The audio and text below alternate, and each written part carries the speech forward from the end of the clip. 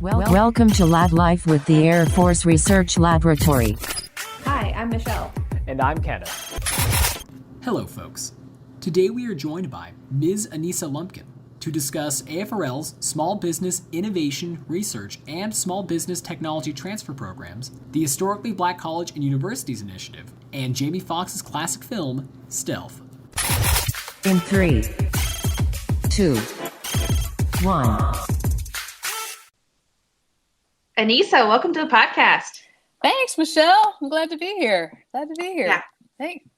Super excited because we don't always get to talk about movies on our podcast, but we're going to start today talking about probably one of the greatest films ever, which is Stealth, right? That's a joke, right?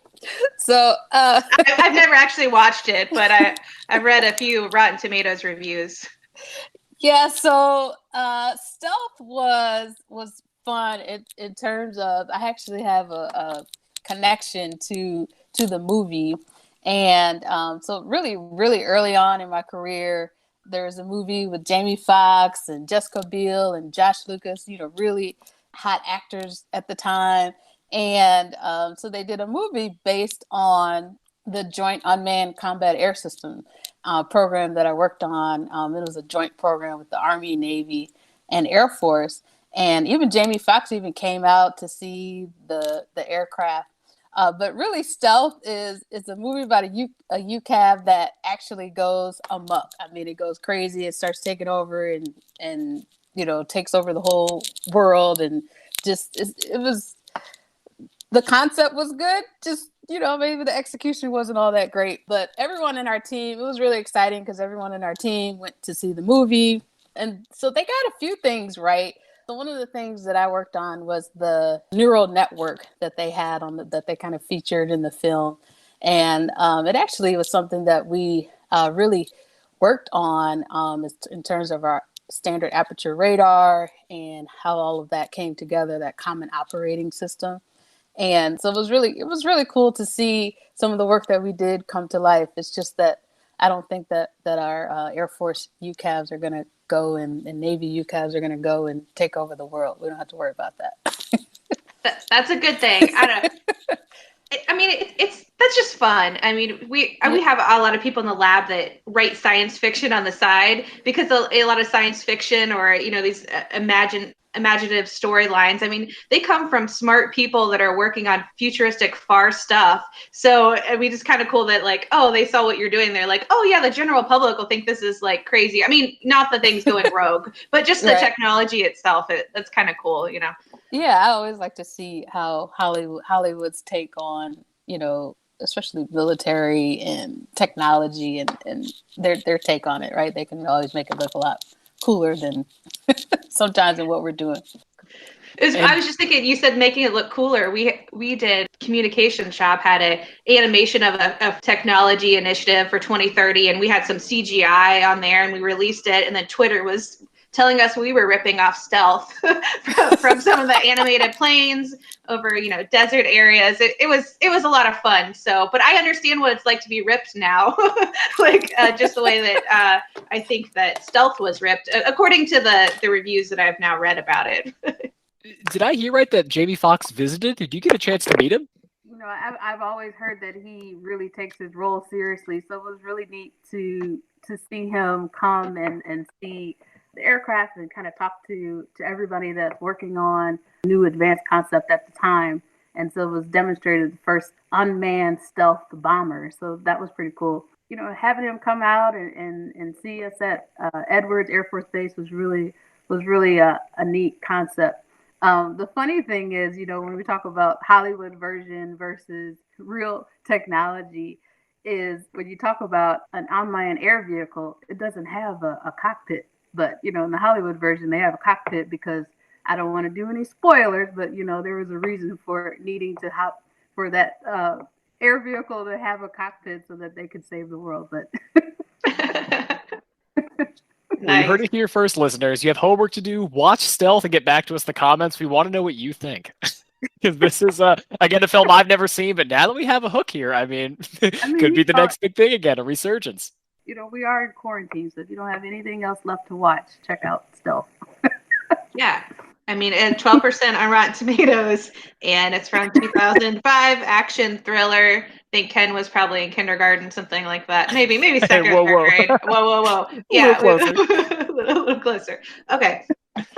Well, flash forward or backwards, however we want to do. Like, Anissa, how did you get started within the Air Force? You have a really interesting career. I feel like I was completely tricked into the Air Force. And it wasn't by the Air Force, it was by my father. And I was a student. I went to Tennessee State University, and I was getting ready to go into my sophomore year. And my dad is like, you need to take this leadership course. I really think you need some more leadership skills in your life. And so I'm like, okay. So I trust my dad. My dad is an academic dean. He worked for University of Wisconsin-Madison. So I'm like, okay, I'll take this leadership class. Well, it turned out to be Air Force ROTC. And it was a leadership class that they had. And I fell in love with Air Force ROTC at the time. I mean, I liked all of it, like the camaraderie, the training, the leadership skills that were developed. I felt like it was some of the best times in my college career in my life. I mean, the money, the scholarship and everything, that was definitely awesome and helped too. Because I don't come from a military family. We don't have, a lot of military people in my family, maybe a couple. And so I was really kind of like the trailblazer, really stepping into the Air Force and the military life. And I really just kind of winged it. But I really enjoyed just all of that. So I guess it was a good trick to have. And then I come to find out my dad actually, he always wanted to join the military, but his eyesight was horrible. And so, he kind of passed it on to me. But, it was definitely a blessing, and I appreciated it. Hey, well, that's great, though. At least he was able to say, hey, if I couldn't do it myself, at least he knew you could not only succeed, but thrive in that environment. And that's a question I had for you then, is how was it balancing, like, being with ROTC and doing your standard classwork while you're in school? I really recommend the Air Force ROTC program in your undergraduate studies, because it allows you to have that balance. You do you go work out in the morning, sometimes with your flight, and you have military studies classes once a week. And so, but the rest of the week, you're just a regular student. Once a week you put on your uniform and you do your military studies, but the rest of the time you're just a regular student. It's just somebody that plays sports, or somebody that is on the debate team. It's another activity that is just another part of your college experience. And with Air Force ROTC, it's a little bit more serious in terms of the commitment that you make. It actually helps, it helps with peace of mind, with having funding for your education, as well as they give you a stipend so that you can really concentrate on your studies more. So I think when you join, you get mentors, right? So my commander of our detachment, Colonel Samuel Brown Jr., was the one that first brought me in and really guided me on, hey, this is how you do this and do that.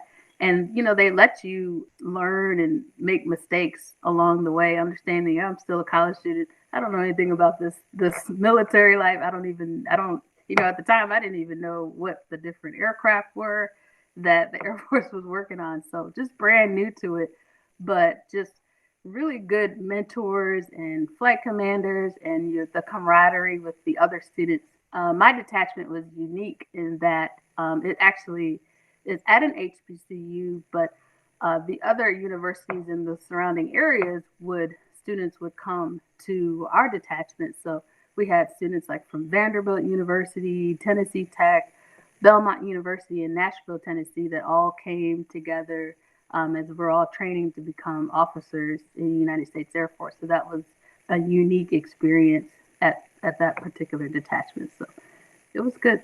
Yeah, that's brilliant. Like, to think about how many amazing minds and people that you mentioned coming from across the spectrum, and the fact that a lot of people, when they get to a university, may have trouble finding their niche, finding a group to hang out with, or even finding mentors. And you got all of it. So that's a great experience to really give you that university feel. Yeah, I mean, it was great. I mean, when I first got to college, I thought I wanted to be a dentist. And my freshman year, and I was like, oh my God, I don't like biology. I don't really like any of this stuff. I hate it. And I actually felt kind of lost in terms of, for majority of my life, I thought this is what I wanted to do. And then come to find out, this is not what I wanted to do. And so being in ROTC, I was introduced to a lot of students that were in the aeronautical and industrial engineering technology program at TSU. And so I learned a lot about that. And they actually accepted me into into that college. And from there, that's when my grades went up. I really thrived, and I just really had a lot of interest in it. And it was like, oh, wow, engineering is kind of more what I was in. Because, I know when I was coming up, for girls, if you were interested in STEM, a lot of times you were pushed into more the science careers like doctor or dentist. I didn't know anything about engineering, really, or I wasn't really exposed to it. I had never met a Black woman. I don't know if I've met a woman engineer as I was growing up in college. And so just that also exposed me to a completely different career that I hadn't even thought about before. So that was another benefit as well. How did you end up at the laboratory from, your ROTC, you're deciding to become an engineer? What was your path like? I got commissioned as a lieutenant in the Air Force. And so I was assigned to the Human Effectiveness Directorate, and specifically the Warfighter Training Division at the time, which was kind of split between Wright-Patterson and Mesa Air Force Base. And so I did a work with night vision device training goggles and our distributed mission training, which was really an exciting experience on the research side of how we got our pilots ready for pilot training without having to put them, here, just jump in this cockpit. So there was a whole distributed mission training test bed set up to where they could interact in operational environment in a cockpit that looks just like the cockpit they're going to be in, and really get that, being able to make mistakes and try out new things. When we were working our distributed mission training program, we were connecting with our counterparts in the United Kingdom with our Air Force pilots.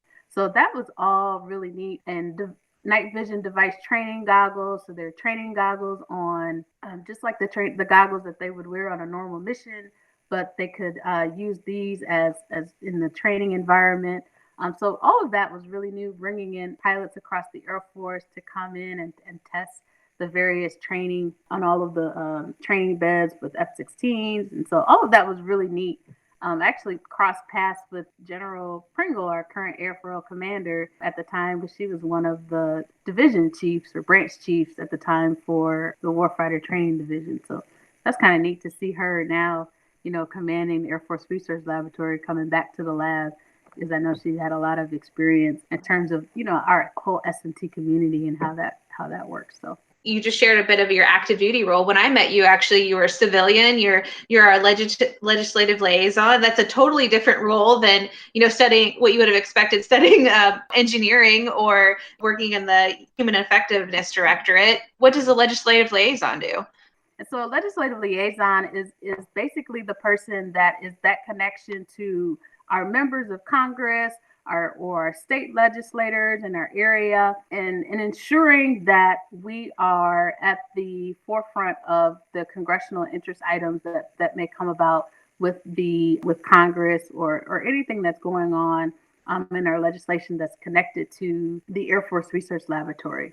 One of the things as a legislative liaison, I've had to do a lot of things that I had never expected to do. I've met a lot of, congressionals, men and women. I've written testimonies. I've actually been to, one of my commanders was called to testify in a hearing. So I've written testimonies. I've met with the Speaker of the House to prepare the Air Force Research Laboratory for upcoming budgets or initiatives that we have going on. I look at the news completely differently now, right? And versus this is what's going on in the news versus what's really going on day to day, what our congressmen and women are doing day to day to ensure that our nation is continuously going and working, right? So it was really fun. I mean, the whole gamut there, from stealth to C-SPAN, like you're doing it all.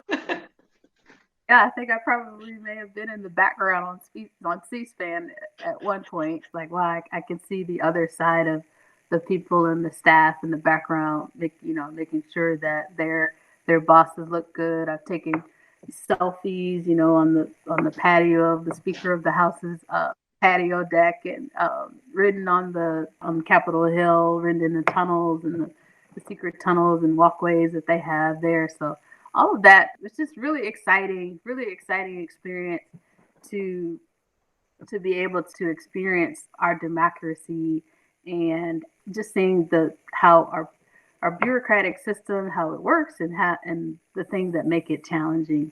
And that's just amazing to think about how connected you were, how many, like you said, important individuals, decision makers in our nation you got to bump elbows with. And it's to really get you prepared for later in your career. Like, what major takeaways did you have from that experience that really got you ready to come back for the Small Business Innovation Research Program?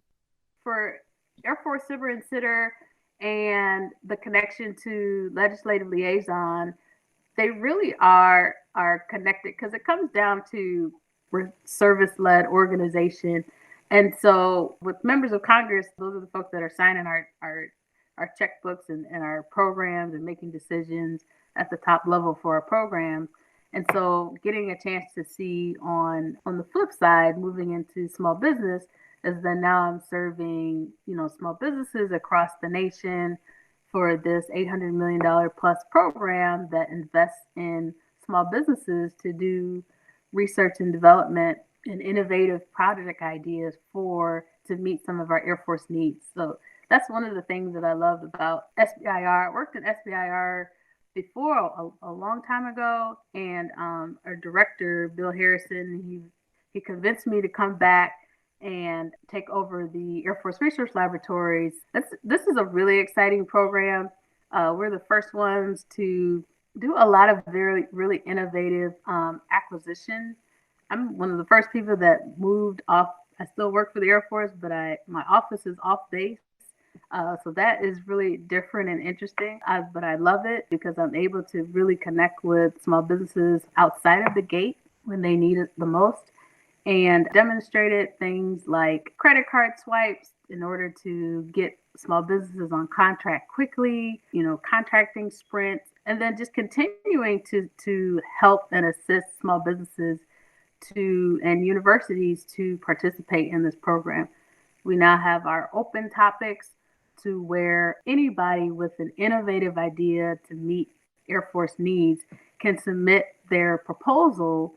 And so we're looking at, a lot of new companies coming to participate, like with startup companies. Now we're targeting historically Black colleges and universities to partner with small businesses to participate.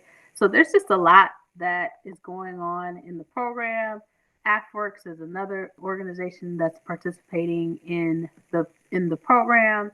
So just a wealth of people that are involved in just meeting a lot of new people in the process. Now, big to small in the SBIR program, for our listeners, could you explain what it is? I mean, maybe we could throw out another. I mean, is it Shark Tank if we're just going to continue this like movie, television, a series of analogies to your career? I know people hear a lot about the pitch day. So the program is a 3-phase program. So we'll start like with phase one.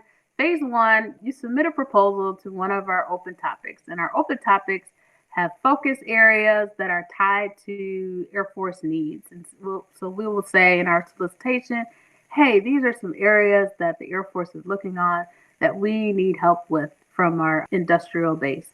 And so small businesses submit proposals. If you go through the open topic process, you would receive a 3-month contract for your phase one. And a 3-month contract is typically about $50,000, and there's a few, maybe $150,000 award contracts. And that's 3 months.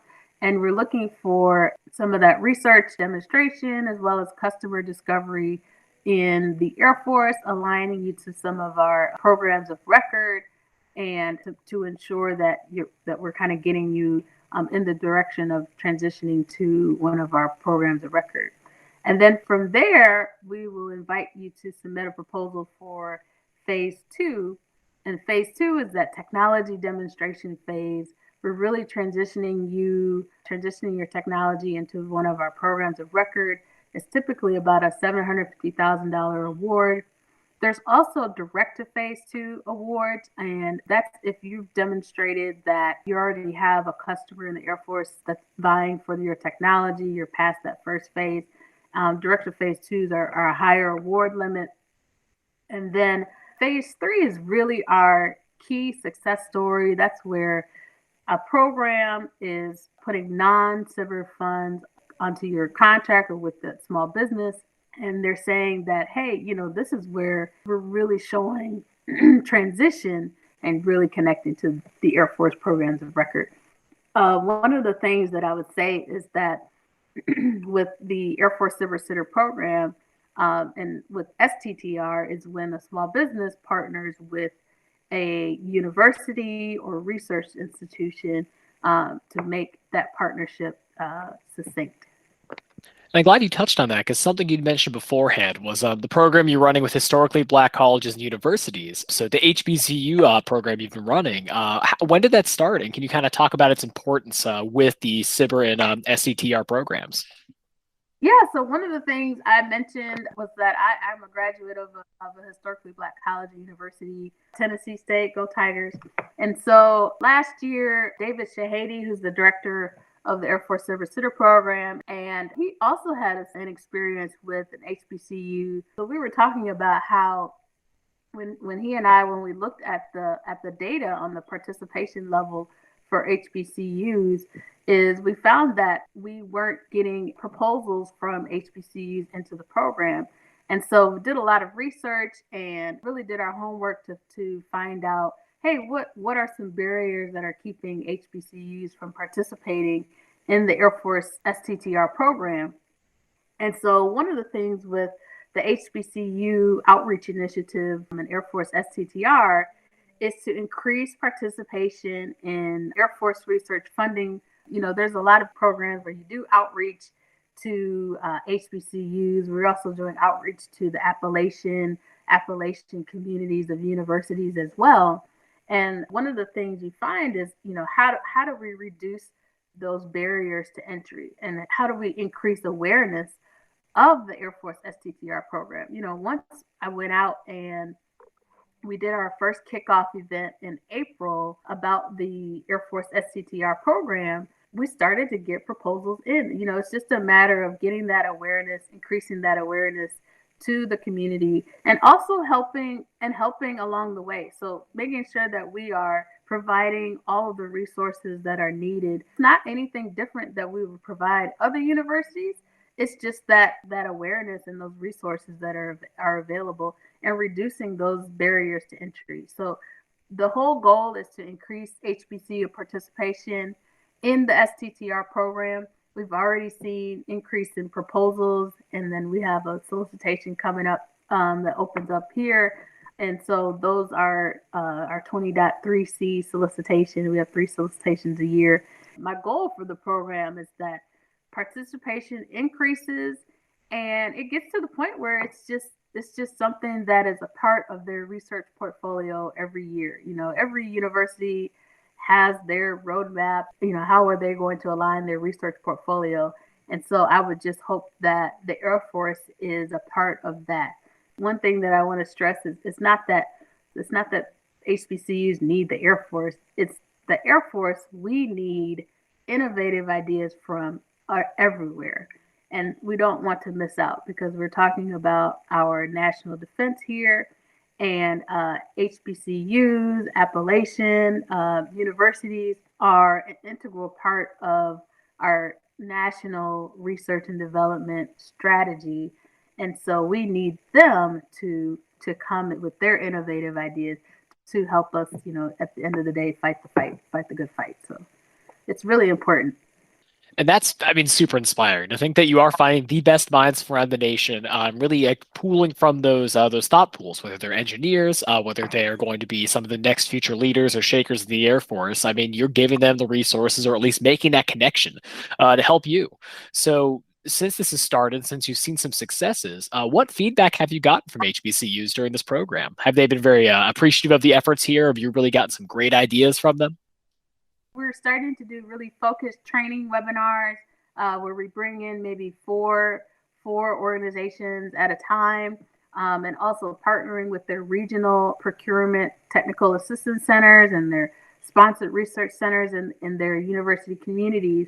And so it's been really positive feedback. And then even our small businesses that are maybe located near one of the HBCU communities, and they're saying, oh, wow, because we do a lot of data analytics in partnership with our partnership intermediary agreement and Apex. And we also partner with our Black Data Processing Association, BDPA, to identify small businesses to partner with HBCUs. And so the feedback has been just great in terms of, hey, those are some research areas that you're doing. Okay, you're doing AI or artificial intelligence. There is a university that is working in your area that's also doing artificial intelligence. How can you guys connect to do, because at the end of the day, we want them to submit very highly competitive proposals so that they can compete, because it's a very highly competitive program. So we're getting folks ready to submit a very highly competitive proposal into the program. So to learn a little bit more about the STTR side of your job. So STTR is Small Business Technology Transfer, and that's where actually small businesses partner with nonprofit research institutions. So that's where the universities come into play. Yeah, so for STTR, there's 40% of the work goes to the small business. 30% of the work goes to the research institution. And so that leaves 30% that can go more to the university, more to the small business, or you can even bring in another outside partner, a venture capitalist, however you look at it. And the contract is held with the small business. And so the small business is looking for a research institution partner, nonprofit or research institution partner to meet that technology capability gaps that they may have. So that's one of the great things about the program. And also with STTR and the Air Force Research Laboratory Small Business Directorate, it's a very unique small business office. It's probably the most unique small business office across the Air Force, in that it has Air Force level programs within it. So the Air Force Service Center program is an Air Force level program. It also has the Air Force Technology Transfer and Transition Office that is located within our small business office. We also have our small business professionals. We have our chief entrepreneur who is helping Air Force Research Lab. They've got that entrepreneur bug to help them be successful in starting a spinoff business from AFRL work.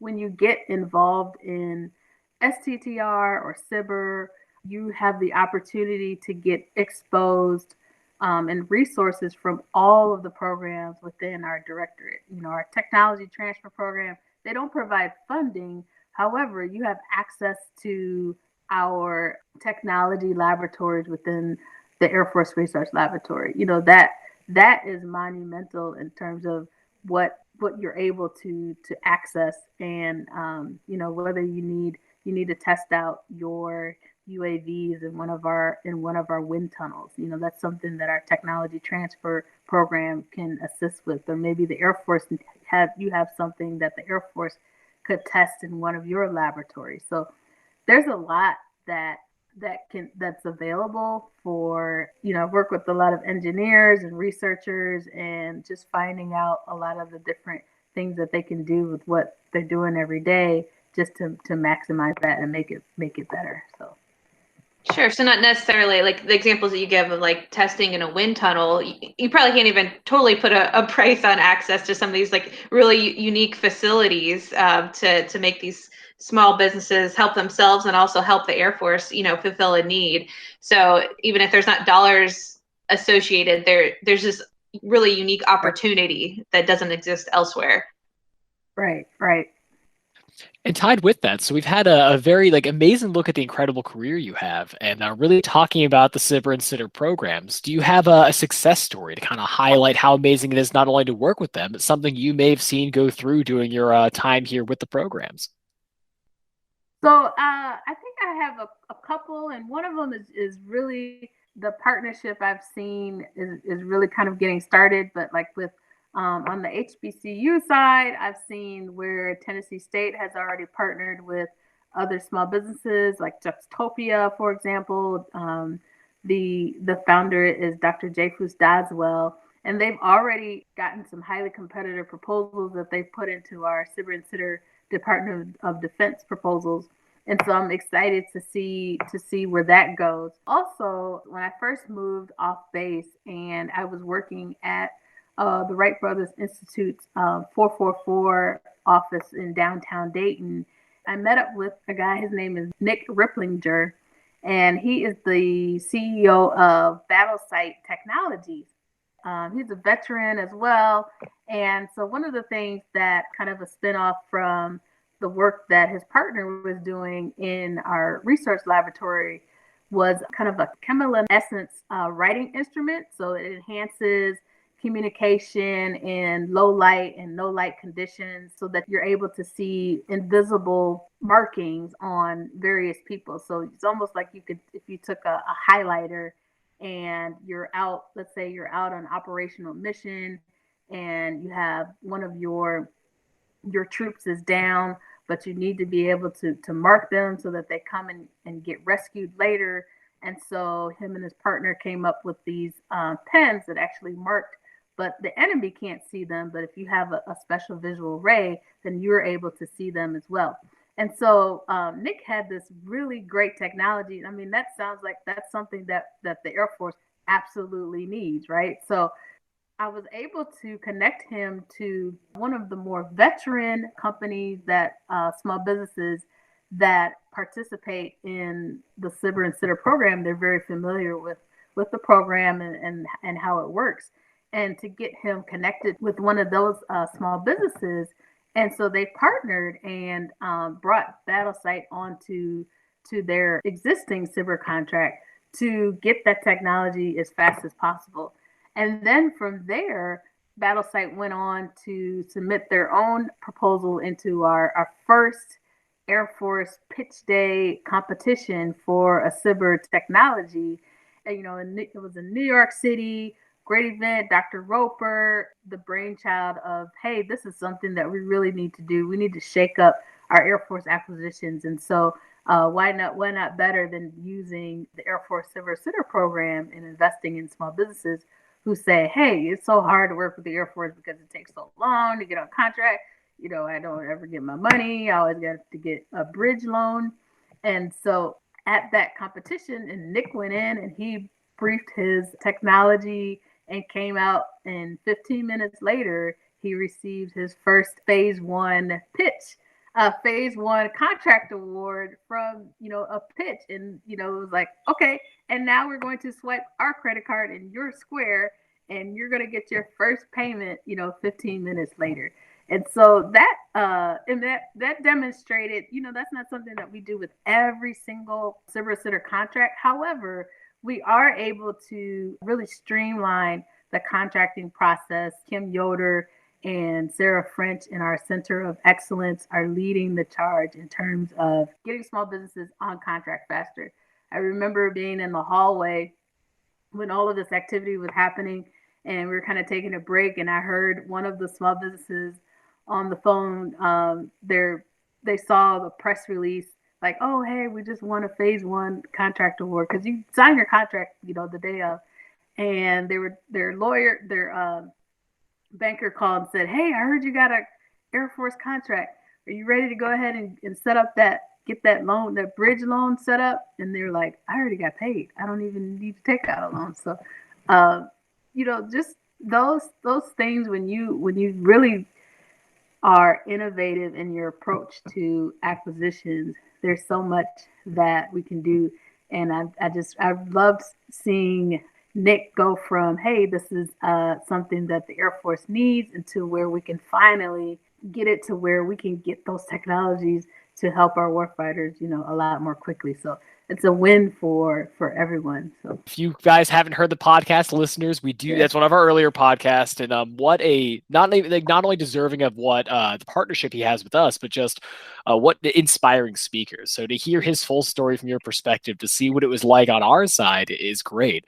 I mean, I will never forget having the experience to wear night vision goggles and write with the IR chalk, and we actually got to write lab life with it, and it was so cool. They had like a little almost closet. He's like, hey, you want to try it out? Just go in there and do it. He was just such a genuine, amazing person. So I'm glad to hear that these success stories not only impact the small business directly, but really impact us to meet incredible people we may not have otherwise. Just really having it all goes back to that service is being accessible to small businesses, to ensure we're doing our due diligence on our side to make sure that they can be successful. So that's why I do this, is because I love to see people be successful in their areas and where they're going. If you haven't got the chance, if Nick never let you actually try out the IR chalk or put on the night vision goggles, I'll let him know and say, hey, Anissa needs to try this out. It's an amazing experience, and I'll make sure you get the chance. I know, just knowing about you a little bit outside of the podcast and even learning some new things about you from this episode, I just really want to say that, like, you're a builder, you're a community builder. Like, I know you're like a Girl Scout leader, and you have some great community initiatives to revitalize, part of our region. And then you're doing all this great work with small businesses through the Air Force SBIR Sitter program. I just want to thank you for that. That is just so cool, that the impact you're making on our Air Force in the world. When I look at the Air Force in general, or just people who can join the military, there's only like 71% of Americans are ineligible to even serve in the military. And so, I consider the people that get the opportunity to serve in the military, because, sometimes whether it's health reasons or other things like that, people are not able to, I consider this to be a very elite group. So I take pride in having the opportunity and my experiences that I've had as a woman, as a Black woman, as a mother of, a Black girl and the mother of a Black son. I have my Girl Scout troop. And so I make sure that I incorporate, various experiences in my career that I've experienced, and it's all about exposure. And so when I look at, the community that I come from, I want to ensure that they are exposed to as much as possible. So, because you never know where your path can take you and where your path can lead you. And I think if you're in a leadership position, or you've had people have helped me along the way, so you always make sure you reach back and give back. If everybody does their part to ensure that the community is thriving and better, and especially our children, it just makes it better for, our nation as a whole. And so if we want, our next generation to be successful, a lot of times it's just about exposure. In the Air Force, we teach integrity first, service before self, and excellence in all we do. And so for me, I translate that into my life personally and professionally in everything that I do. Make mistakes along the way, be able to let our next generation make mistakes along the way, but also to show them the other ways, other career paths, or other different approaches to things. And so that I may not have all the answers, but I may know somebody else who has, an answer to that question. So I take that, and I love my Girl Scouts. I love doing things with my community. I'm really active in sports. And so I'm around a lot of kids and youth. I usually have a lot of kids in my house doing different things. So that's something that I really hold near and dear to me as a person. And it's just really important to me. Thanks for sharing that message and your story and joining us today. I really appreciate it. Yeah, thank you. Thank you so much for having me. Absolutely. I always love talking to you, Michelle. And we've done a lot of things together. We got a chance to go through our leadership dating class, and really got a chance to chit chat amongst that. So it's always good to talk to old buddies from our AFRL. And Ken, nice talking to you as well. Yeah, it was a pleasure. Thank you for joining us. Make sure to follow us on social media at Facebook, Twitter, LinkedIn, Instagram, and YouTube at AF Research Lab. And remember, stay curious. Logging off.